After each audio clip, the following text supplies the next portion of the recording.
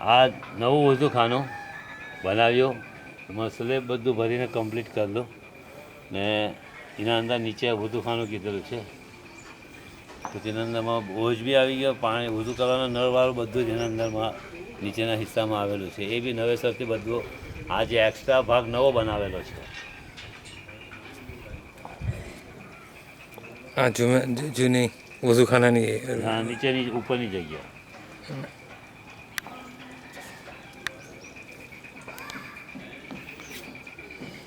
આ પેલું સામરોદ ગામ દેખાતું છે આથી.